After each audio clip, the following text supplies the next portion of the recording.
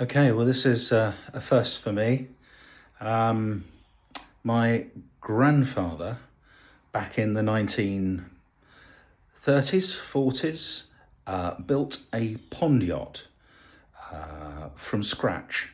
And I inherited this pond yacht from my father, probably about 30 years ago.